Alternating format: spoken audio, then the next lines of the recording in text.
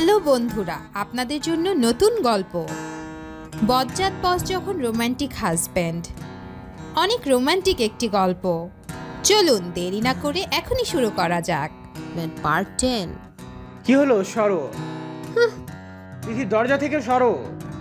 তিথি দরজা থেকে একটু সরে দাঁড়ায়, আর তখন আবিরের সব ফ্রেন্ডরা ভিতরে আসে। আবিরের একটা ফ্রেন্ডকে দেখে তো তিথি পুরো শকড। তিথি, ওরা আমার ফ্রেন্ড। আকাশের মেঘকে তো জানো, আর হলো শিহাব আর তামিম। আর গাইস, ও হলো তোদের ভাবি, মানে আমার বউ। শিহাব তিথির দিকে তাকিয়ে থাকে আর আবিরকে বলে, তোর বউ তো অনেক সুন্দর আবির, পুরো ক্রাশ খাওয়ার মতো। তিথি শিহাবের কথা শুনে অনেকটা রেগে যায়। তিথির ইচ্ছে করছে শিহাবকে ঝাড়ু দিয়ে পিটিয়ে ঘর থেকে বের করতে, কিন্তু নিজের রাগটা অনেক কষ্টে সে নিজে কন্ট্রোল করে রেখেছে। এই কুত্তা হারামজাদা বদমাশ শয়তান এখানে কি করছে? আবার কি জন্য আসছে? আগেও আমার জীবন তেজপাতা করে গেছে, আবার উফ, ইচ্ছে তো করছে এখানে পুঁতে ফেলি। খান্ডার শয়তান আবার কেন আসছে? আবির তিথিকে একটু ঝাঁকুনি দিয়ে বলে, কি ভাবছো? কিছু না। যাও, আম্মুকে ডেকে দাও। তিথি চলে যায়। যাওয়ার সময় শিহাবের চোখে চোখ পড়ায় শিহাব তিথিকে চোখ মারে আর মুচকি হাসে। তিথির এত রাগ লাগছে যে কি করবে সে নিজেও বুঝতে পারছে না। যেতে যেতে সে আগের দিনগুলোর কথা মনে পড়ে যায়, যখন শিহাব তার জীবনে এসেছে আর তার জীবনের সব সুখ কেড়ে নেয়। 3 বছর আগে তিথি তার বান্ধবীদের সাথে কলেজ থেকে বাসায় যাচ্ছে, তখন সে খেয়াল করে রাস্তায় অনেকটা ভিড় জমে আছে। তিথি যেতে লাগে, তখন ঋতু বলে, কি রে, কই যাস? ওই দেখ, ওইখানে এত ভিড়, কিছু হয়েছে হয়তো, এই জন্য অনেকটা ভিড় জমে আছে। চল দেখে আসি।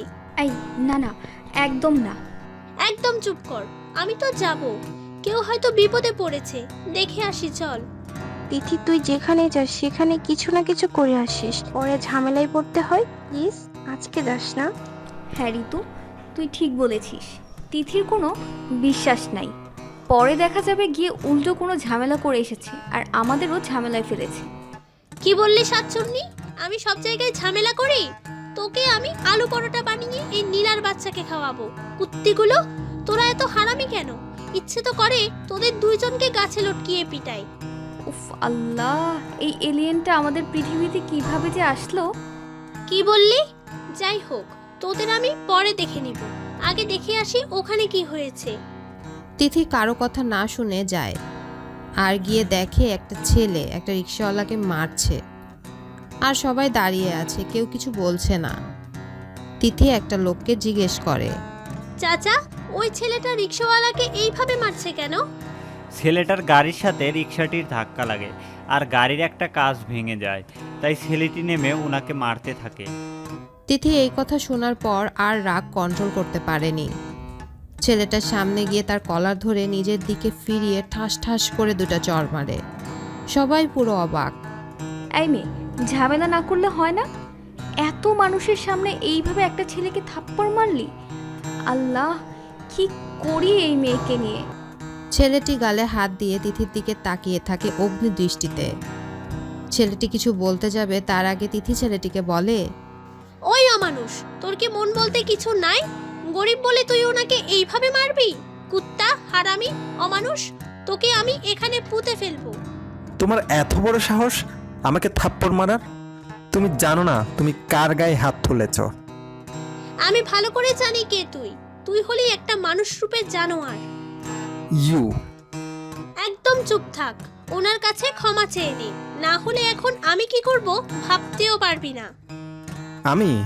আর এই ছোট লোক থেকে ক্ষমা? তোমার মাথা ঠিক আছে?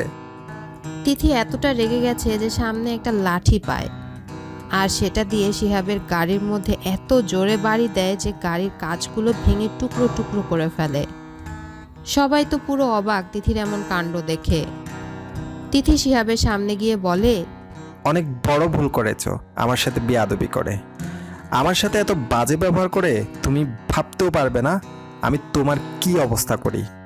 আমার লাইফে এখন একটাই কাজ, তোমার লাইফ হেল্প করা। গেট রেডি মিস থাপ্পড় আলী। আরে যা যা, তোর মতো বদমাশ আমার কিছুই করতে পারবে না, কারণ আমি তিথি, আর তিথি কাউকে ভয় পায় না। শিহাব সেখান থেকে চলে যায়।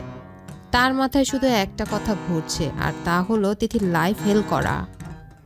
সবার সামনে তাকে থাপ্পড় মারায় তার অপমানের প্রতিশোধ নেওয়ার ভূত চেপেছে তার ঘাড়ে। তিথির নাম ছাড়া সে কিছু জানে না। তোমার লাইফ আমি এত হেল্প করব যে তুমি চাইলেও আমার কাছ থেকে ছুটতে পারবে না। তোমার জীবনের সবচেয়ে বড় ভুল আমার গায়ে হাত তোলার আর আমাকে অপমান করার। এই দিন না আমি ভুলবো আর না তোমাকে ভুলতে দিব।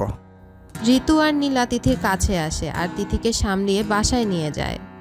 প্রায় 1 মাস কেটে যায় এই ঘটনার।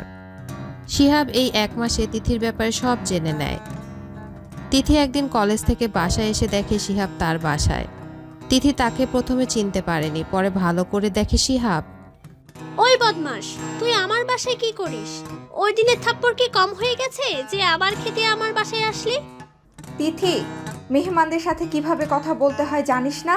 আর একটা বেয়াদবি যদি করিস তাহলে থাপ্পড় মেরে গালের সব দাগ ফেলে দিব, শয়তান মেয়ে। কিন্তু চাচি, তুমি জানো না লোকটা কেমন। তিথি, আমি তোকে চুপ থাকতে বলেছি, আর একটা কথা বলবি না। ওনার সাথে সম্মান দিয়ে কথা বলবি। উনি তোর হবু বর। হবু বর মানে? হ্যাঁ, শিহাবের সাথে আমি তোর বিয়ে ঠিক করেছি। চাচি, আমি এই বদমাসকে বিয়ে করব না। তোর থেকে আমি জিজ্ঞেস করি নাই যে তুই রাজি কি রাজি না। তোকে এই বিয়ে করতে হবে, ব্যাস। আর হ্যাঁ, তোর জন্য যা যা করেছি ছোট থেকে আজকে তার প্রতিদান দিবি তুই। তিথি আর কিছু বলে না, নিজের রুমে গিয়ে কান্না করতে থাকে। শিহাব টাকার লোভ দেখায় চাচিকে যাতে তার সাথে তিথির বিয়ে দেয়। তিথি না চাইতেও এই বিয়েতে রাজি হয়। কি করবে, তার বাবা মায়ের নাই যে, আর বাবা মার মতো চাচা চাচিকে ভালোবেসেছে। তিথি নিজের চাচাকেও বলতে পারছে না যে সে শিহাবকে বিয়ে করতে চায় না, কারণ চাচি তাকে ভয় দেখিয়েছে যদি এই বিয়েতে রাজি না হয় বা তার চাচাকে বলে দেয় তাহলে তিনি নিজের জান দিয়ে দিবে আর তার চাচারও নিয়ে নিবে। না চাইতেও তিথি সব কিছু মেনে নেয়। শিহাব তিথিকে একটা রুমে নিয়ে যায় আর তার হাতে একটা প্যাকেট দেয়। তিথির প্যাকেটটা খুলে দেখে একটা ড্রেস, অনেক ছোট। ড্রেসটা দেখে তিথি চোখ দুটো বড় করে ফেলে। আমি এই ড্রেস পরবো না। তোমাকে আমি জিজ্ঞেস করি নাই যে তুমি এই ড্রেসটা পরবে কি পরবে না। এটা আজকে তুমি পরবে, আর একটা কথাও না। তিথি আবার যখন বলে সে পরবে না, তখন শিহাব তিথির গাল চেপে ধরে বলে, তুমি এখনো আমার আসল রূপ দেখো নাই, তাড়াতাড়ি পরে আসো, না হলে তোমার সাথে যা হবে তার জন্য শুধু তুমিই দায়ী থাকবে। শিহাব তিথিকে ধাক্কা মেরে চলে যায়। তিথি ব্যালেন্স হারিয়ে ছোট একটা টেবিলের পাশে গিয়ে পড়ে আর টেবিলের কোনায় মাথা লাগায় তিথির মাথাটা একটু কেটে যায়। শিহাব তার সাথে অনেকবার বাজে ব্যবহার করেছে, কিন্তু তিথি কিছু বলতো না। একদিন তার চাচিকে বলায় উল্টা তাকে থাপ্পড় মারে আর বলে তাকে যেন এই বিষয়ে কিছু না বলে। তিথি সব কষ্ট সহ্য করে নেয় ভাগ্য ভেবে। তিথি অনেক কষ্টে ড্রেসটা পরে নেয়, না চাইতেও পরতে হয়। ড্রেসটা এত ছোট ছিল যে তিথি ওড়না মুড়িয়ে বের হয়। তিথি অনেক কান্না আসছে, এমন একটা জায়গায় এসেছে যে তার দম বন্ধ হয়ে আসছে। শিহাব তিথিকে দেখে একটু রেগে যায় আর তিথির কাছে এসে ওড়নাটা ছুঁড়ে ফেলে দেয় আর ডান্স করতে স্টেজে নিয়ে যায়। সব ছেলেরা তিথির দিকে ড্যাব ড্যাব করে তাকিয়ে আছে। তিথির চোখ বেয়ে নোনা পানি পড়ছে, তা শিহাব দেখে আরও মজা নেয়। তিথির গায়ের সাথে কিছু ছেলে লেগে লেগে ডান্স করছে। তিথির অনেক বিরক্তি লাগছে। তিথি শিহাবকে বলে, কিন্তু শিহাব তা কেয়ার না করে নিজের মতো ডান্স করতে থাকে। তিথির এত মাথা খারাপ হয়ে গেছে যে সে রেগে একটা ছেলেকে সবার সামনে থাপ্পড় মারে। সবাই তিথির দিকে তাকিয়ে আছে। শিহাব, এ মেয়ে আমাকে থাপ্পড় মেরেছে আর তুই চুপ করে আছিস? অপমান করার জন্য আমাকে এখানে এনেছিস? শিহাব তিথির কাছে গিয়ে তিথির হাত চেপে ধরে বলে, ওর কাছে মাপ চাও। আমি কেন মাপ চাইবো? এই বেয়াদব ছেলে আমার সাথে যা করেছে তাকে তো আরো থাপ্পড় মারা উচিত। শিহাব রেগে সবার সামনে তিথিকে থাপ্পড় মারে। তিথি ব্যালেন্স হারিয়ে নিচে পড়ে যায়। তিথির ঠোঁটটাও একটু কেটে যায়, চোখ বেয়ে পানি পড়তে থাকে। সাইমা শিহাবের ফ্রেন্ড এগিয়ে এসে শিহাবকে বলে, শিহাব, তোর মাথা ঠিক আছে? এইভাবে একটা মেয়েকে মারে?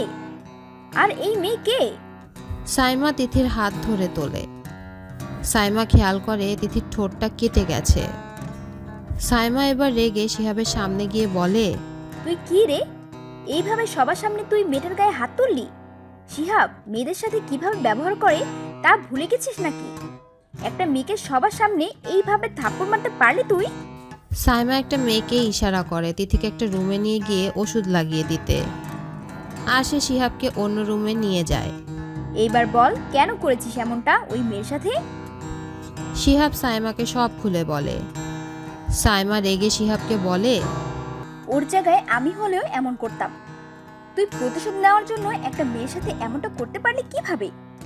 আর এই মেয়েটাকে দেখে তোর একটু মায়া হলো না? শিহাব মেয়েটা অনেক ভালো, আর ওর চেহারা এত মায়াবী যে তার গায়ে হাত তোলাও অনেক কঠিন। আর তুই কি না সবার সামনে ওকে এইভাবে থাপ্পড় মারলি, আর ওকে প্রতিশোধের জন্য বিয়ে করেছিস? হ্যাঁ, করছি তো। ওই মেয়েকে আমি উচিত শিক্ষা দিব। ও জানে না ও ওই দিন সাপের লেজে পা রেখেছে, আর বুঝবে শিহাব মালিককে থাপ্পড় মারার মজা। আর ডিয়ার, এখনো তো কিছু করলাম না। ওর সাথে দেখ না আগে কি করি। শিহাব একদম ভালো হবে না বলে দিচ্ছি। তুই এই মেয়ের কোনো ক্ষতি করবি না। আমি থাকতে তোকে এই মেয়ের সাথে খারাপ কিছু করতে দিব না। তুই আমার ফ্রেন্ড নাকি ওই মেয়ের? আমি তো মনে করছি তুই আমাকে সাহায্য করবি ওই মেয়েকে উচিত শিক্ষা দিতে, কিন্তু তুই তো দেখি উল্টো আমাকে বাঁচানোর চেষ্টা করছিস। আমি একটা মেয়ে হয়ে অন্য একটা মেয়ের ক্ষতি করব, তাও তোর দোষের জন্য? তুই আমাকে ভালো করে জানিস শিহাব, আমি কারো সাথে অন্যায় করি না, আর না অন্যায় সহ্য করব। বুঝতে পারছি, তুই থাকতে আমি তিথিকে সাহায্য করতে পারবো না। সরি ডিয়ার, তুই আজকে এই রুমে থাকবি, কারণ আজকে যে আমি তিথির জন্য এমন একটা প্ল্যান করেছি যা তুই থাকলেও হবে না। সাইমা কিছু বলতে যাবে তার আগে শিহাব সাইমাকে ধাক্কা দিয়ে দরজার বাহিরে লাগিয়ে চলে যায়। সাইমা অনেক ডাকছে কিন্তু শিহাব শুনছে না। শিহাব যাওয়ার সময় একটা দারোয়ানকে কিছু টাকা দিয়ে বলে, এই রুমের দরজা যেন না খুলে আমি না বলা পর্যন্ত। শিহাব চলে যায়। তিথিকে যে রুমে নিয়ে যাওয়া হয়, শিহাব গিয়ে দেখে একটা মেয়ে তিথিকে ওষুধ লাগিয়ে দিচ্ছে। শিহাব মেয়েটিকে ইশারায় যেতে বলে। তিথি শিহাবকে দেখে আরো ভয় পেয়ে যায়। তিথি বসা থেকে দাঁড়িয়ে যায়। শিহাব তিথির কাছে এসে তিথির গালে হাত রেখে বলে, অনেক লেগেছে তোমার, তাই না? লেগেছে হয়তো। তিথির চোখ বেয়ে পানি পড়ছে। তিথি অনেক কষ্টে শিহাবকে ধাক্কা মারে। শিহাব এতটা রেগে যায় যে আর কিছু না বোঝে তিথির গাল চেপে ধরে বলে, অনেক শখ তোমার, তাই না? থাপ্পড় মারার, আমাকে ধাক্কা মারার। আজকের পর এই সাহস তুমি আর পাবে না। তিথি শিহাবের কথায় অনেকটা ভয় পেয়ে যায়। শিহাব তিথিকে বিছানায় ধাক্কা মারে আর তার দিকে এগোতে থাকে। তিথি অনেক হাত জোর করছে কিন্তু শিহাব কোনো কথা শুনছে না। তিথির হাত চেপে ধরে তিথির ঘাড়ে চুমু দিতে থাকে। তিথির চোখ বেয়ে অঝরে পানি গড়িয়ে পড়ছে। তিথি আর সহ্য করতে না পেরে পাশে রাখা একটি ফুলদানি দিয়ে শিহাবের মাথায় আঘাত করে আর দূরে রুম থেকে বেরিয়ে যায়। ওইদিকে সাইমা আর একটা ফ্রেন্ডকে ফোন করে বলে দরজা খোলার জন্য, আর সে দূরে তিথির রুমের দিকে আসছে। তখন সে খেয়াল করে তিথি কান্না করতে করতে দৌড়ায়, আর হঠাৎ তিথি সাইমার সাথে ধাক্কা লাগে। তিথি সাইমাকে দেখে জড়িয়ে ধরে আর কান্না করে দেয়।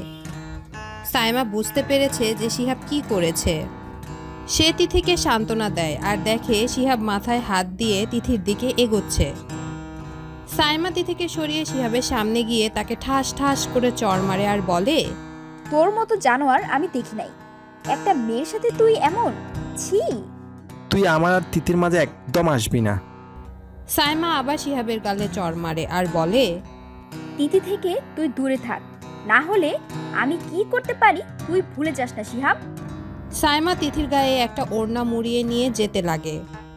আবার শিহাবের সামনে এসে বলে, তোর মতো ছোট মনের মানুষ আমার ফ্রেন্ড কখনো হবে না। আজকের পর তোর আর আমার ফ্রেন্ডশিপ শেষ। আর হ্যাঁ, তিথির দিকে নজর দিলে আমি তোর চোখ তুলে নিব। ভুলে যাস না আমার বাবাকে। আমি চাইলে তোকে এখন পুলিশে দিতে পারি, কিন্তু এতে তোর বাবা মা কষ্ট পাবে। তাই তোকে এইবারের মতো ছেড়ে দিলাম, কিন্তু নেক্সট টাইম নয়। আমি কি কি করতে পারি আশা করি বলার দরকার নাই। শিহাব অনেক রেগে যায়। তখন শিহাবের একটা বন্ধু শিহাবকে আটকিয়ে ফেলে। সাইমা তিথিকে তিথির বাসায় নিয়ে যায় আর তিথির চাচাকে সব খুলে বলে। তিথির চাচা তিথিকে খুব ভালোবাসে। যখন তিনি এইসব জানে তখন গিয়ে তিথির চাচিকে থাপ্পড় মারে। তোর এত বড় সাহস, তুই আমার তিথির সাথে এমনটা করছিস সামান্য কিছু টাকার জন্য? হ্যাঁ করেছি। এই মেয়ের বোঝা আমি আর নিতে পারবো না। ছোটবেলায় নিজের বাবা মাকে খেয়েছে, এখন আমার সংসারে আগুন জ্বালাচ্ছে। ওকে আমি আমার ঘরে এক মুহূর্তও রাখবো না। এটা আমার ঘর, আর তিথিরও। তোর যেতে ইচ্ছে করলে তুই যা, কিন্তু তিথি যাবে না। চাচি রেগে চলে যেতে লাগে। তিথি অনেক কান্না করে, তার চাচাকে বলে, চাচু প্লিজ চাচিকে যেতে দিও না। আমি চলে যাব, প্লিজ চাচিকে আটকাও, প্লিজ চাচু। আমি চাই না আমার জন্য তোমাদের মাঝে কোনো সমস্যা হোক, প্লিজ। চাচা অনেক বলে, কিন্তু তিথি জোর করায় চাচা তাকে আবিরদের বাসার সামনে নিয়ে যায় আর সেখানে রেখে যায়। আর যাওয়ার সময় তিথিকে বলে যায় এই ব্যাপারে যেন কাউকে কিছু না বলে। আর তিথিও কাউকে কিছু বলেনি। বর্তমানে তিথি গিয়ে মাকে পাঠিয়ে দেয় আর সে নিজের রুমে গিয়ে বারান্দায় দাঁড়িয়ে থাকে। তিথি অনেকটা ভয় করছে, আর কেন যেন মনে হচ্ছে শিহাব তার জীবনে আবার এমন কিছু করবে যা সে ভাবতেও পারেনি। কুত্তা, শয়তান, নাইজেরিয়া অ্যানাকন্ডা, খান্ডাস, কেঁচো, ইচ্ছে তো করে এই শয়তানটাকে কুপিয়ে কিমা বানাই আর বিড়ালদের খাওয়াই। আবির তার মাকে তিথির কথা জিজ্ঞেস করলে মা বলে তিথির একটু খারাপ লাগছে, তাই সে নিজের রুমে। আবির রুমে গিয়ে দেখে তিথি রুমে নাই। আবির বুঝতে পারে হয়তো তিথি বারান্দায় আছে। আর তাই হলো, তিথি বারান্দার সামনে গিয়ে আবির থমকে গেল। শয়তানটাকে ইচ্ছে করে বটগাছে লটকিয়ে ঝাড়ু দিয়ে পিটাই। আবির একটু মুচকি হাসলো আর মনে করলো তিথি তাকে বকা দিচ্ছে সকালে না বলে যাওয়ার জন্য। আবির পিছন থেকে তিথিকে জড়িয়ে ধরে। আবিরের প্রত্যেক ছোঁয়া যে তিথির অনেক চেনা। তিথি বুঝতে পারে এটা আবির। আপনি? আবির তিথির পেটে হাত রাখে আর ঘাড়ে তার থুতনি রাখে। আবিরের এমন কাণ্ডতে তিথি অনেক শকড হয়ে যায় আর কেঁপে ওঠে। আবির তিথির ঘাড়ে নিজের নাক দিয়ে ঘষা দিয়ে তিথির কানের কাছে ফিসফিসিয়ে বলে, আর তোমার মাথায় এত ফালতু কথা কিভাবে আসে? আর তুমি তোমার হাজবেন্ডকে ঝাড়ু দিয়ে পিঠাবে? এত বড় তোমার সাহস? তিথি অনেকটা ভয়ে ভয়ে বলে, আমি আপনাকে বলি নাই। আমাকে না বললে কাকে বলছো ম্যাডাম? তিথি আর কিছু বলতে যাবে তার আগে আবির তিথির ঘাড় থেকে চুলগুলো সরিয়ে ঘাড়ে কিস করে তিথিকে বলে, আম সরি। কেন? সকালে তোমাকে বলে যায় নাই, তাই এই জন্য তুমি আমার উপর রাগ করেছো আর আমাকে ঝাড়ু দিয়ে পিটানোরও চিন্তা করে ফেলেছো। তিথি কি বলবে বুঝতে পারছে না। তিথি অনেকটা লজ্জা পায় আবিরের এমন কাণ্ড দেখে। আবির তিথিকে নিজের দিকে ঘুরিয়ে তিথির গালে হাত রাখে আর তিথির গালে আলতো করে চুমু দেয়। তিথি তার চোখ দুটো বন্ধ করে ফেলে। আবির তিথির ঠোঁটে কিস করতে যাবে তখন শিহাব দরজায় টোকা দেয়। আবির তিথিকে ছেড়ে দিয়ে পিছনে তাকিয়ে দেখে শিহাব। তিথি শিহাবকে দেখে অনেক রেগে যায়। এই কুত্তাটা আর আসার সময় পাইল না। ইচ্ছে তো করছে এই শিহাবের বাচ্চাকে বারান্দা থেকে ধাক্কা মারি। পর্বটি কেমন লেগেছে কমেন্ট করে জানাতে ভুলবেন না। দেখা হচ্ছে নতুন পর্বে, ততক্ষণের জন্য বিদায়।